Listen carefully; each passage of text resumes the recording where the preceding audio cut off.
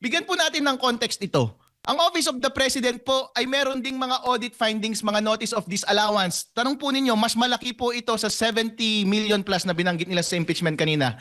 Ang meron po sa Office of the President ay 490 plus million pesos. Kalahating bilyon po na notice of disallowance na ina-appeal nila ngayon. Ibig sabihin po ba ay ninakaw na kaagad ni BBM yung kalahating bilyon na iyon? O sasabihin po nila, syempre hindi. Ganun din po ang gawin natin kay VP Sara Duterte. Dahil malaki po ang opisina nila. Hindi po nila kayang hawakan ang lahat ng pera at sila rin ang magdi-distribute ng pera at sila rin ang haharap sa mga informante at sila rin ang harap sa mga rebelde. Baka patayin pa sila ng mga taong ito. Usually, ang kanilang mga inuutusan na maglakad ng mga bagay na ito ay yung kanilang mga special disbursing officer at mga staff. Sila po ang humaharap sa mga tao na iyan. Kaya sila po ang humahawak lang ng pera at sila lang po ang dapat na accountable. Wala po silang naipakitang koneksyon between the pera and kay VP Sara Duterte. Parang pagpatay po iyan eh. Parang murder po. Kapag sinabi mong murder, ang may kasalanan lang ay yung pumutok ng baril. Pero hindi mo idadawit ang isang tao na walang kinalaman. Usually, pag maidawit ang isang tao na walang kinalaman, ang ebidensya na kailangan mo dyan ay dapat umamin yung kumalabit ng baril at idadawit niya yung taong mastermind. Meron ba silang ebidensyang ganyan ngayon kay VP Sara Duterte? Wala po. Wala pong nagtuturo na siya yung nag-control at active na nagmanyubra ng lahat ng paggastos at ang sinasabi nilang pagkupit ng pera. Wala po silang ganong connection na na-establish at testimonya. Kaya hindi po nila pwedeng ituro na si VP Sara Duterte ang managot kasi wala naman siyang hinawakang pera. Opo, attorney, kahapon, kung ako nagkakamali, tinanong din ang witness doon sa Article 229, no? Tsaka yung sa Republic Act number 3019 Section 3 paragraph K, ito'y patungkol doon sa mga confidentiality po, no, mga batas na merong mga clause din na tungkol sa pagiging confidential ng mga information at iba pa. Sa tingin niyo po, na-i-apply ba nitong taga-COA na ito, itong mga batas din na ito, kasabay nung kanyang paggamit din sa Joint Memorandum Circular ng COA at DBM?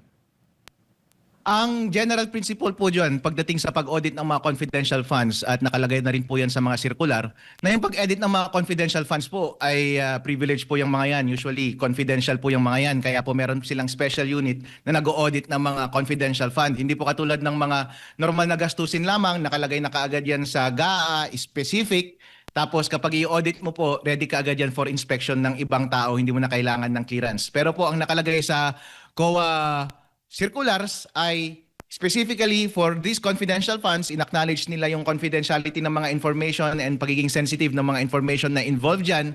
Kaya merong isang department mula sa COA na nag-dedicated na mag-audit lamang ng mga bagay na yan. At kapag binibigyan sila ng information tungkol sa mga bagay na yan, ay dapat protektahan nila yung confidentiality, nakaselya yung information at saka lamang bubuksan kapag rine-require ng batas. Opo, attorney, tama po ba na questionin yung ahensya, na yung opisina, kung bakit siya merong confidential fund? Kasi nabanggit din ng witness na dapat batay sa kanyang mandato. Like halimbawa, kagaya po dito sa katauhan po ni Vice President Sara, meron siya dati sa unang taon for OVP and at the same time dito po sa DepEd. Dapat bang questionin ito? Meron ba siyang karapatan, yung taga-COA, na mag-question bakit siya merong confidential fund, attorney? Kasi ito rin yung pinapalutang nila na kinukumpara nila sa nakalipas na mga vice president, nakalipas na mga education secretary na wala daw pong mga kagaya nitong confidential funds. Wala po sa katayuan ng COA auditor na sabihin kung tama o mali na magkaroon ng confidential funds ang Office of the Vice President.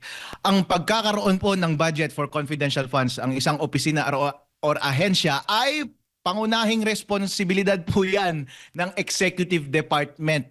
ng presidente po, office po ng presidente, dahil sila po ang nagpro-propose ng budget doon sa Kongreso. Kongreso po ang nag-a-approve. Nung umpisa po, syempre pwedeng mag-request, sasabihin ang totoong proseso po niyan ay tatanungin nila yung specific agency, ano yung mga kailangan mong funding. Sasabihin ng agency, ba kailangan ko ng ganitong funding, including confidential fund.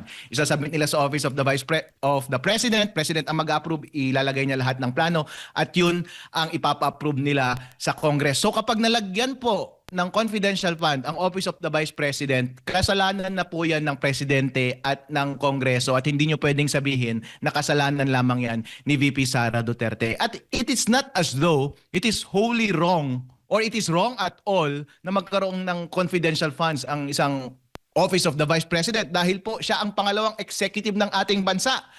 Ang traditionally po, ang executive department ang merong confidential funds dahil sila ang sila yung chief ng ating defense at sila yung in charge sa pag-execute ng batas at pagtugis ng mga NPA, ng mga rebelde at ng mga terorista. Pero po, syempre, yung susunod na executive, yung next executive by inheritance, pwede po siyang magkaroon din ng confidential funds kasi po anytime kapag maging incapable or unqualified na yung ating presidente, na maging presidente, maging executive, syempre siya yung automatic na tatayo bilang presidente. So habang nagsasabay po silang magtrabaho, dapat po preparado ang ating Office of the Vice President na i-address ang ating problema sa terrorism at rebellion kung sakasakaling siya man ay umupo bilang presidente ng Pilipinas. Kaya hindi po objectionable na magkaroon ng confidential funds ang Office of the Vice President. And tingnan po natin, marami pong mga executive departments sa ating gobyerno ang merong confidential funds. Kasama po dyan yung mga gobernador, pati mayor po, merong mga confidential funds. So wag po nating ipagkait sa ating second executive or commander-in-chief ng ating bansa kung sakasakali. Or in standby, commander-in-chief in standby ang oportunidad na magkaroon ng confidential funds. Kasi po, kung merong isang opisina na dapat magkaroon ng confidential funds, aside sa isang presidente ng Pilipinas, ay dapat po yun ang Office of the Vice President. More than any provincial governor or more than any mayor. And hindi rin po wholly objectionable yung pagkakaroon ng confidential funds sa Office of Department of Education. Dahil po, ang mga komunista, punta ka po sa UP, ang daming mga NPA na taga-UP, ang daming mga rebelde na nanggagaling sa ating mga state universities. Doon po ang una at pangunahin nilang lugar para mag-recruit.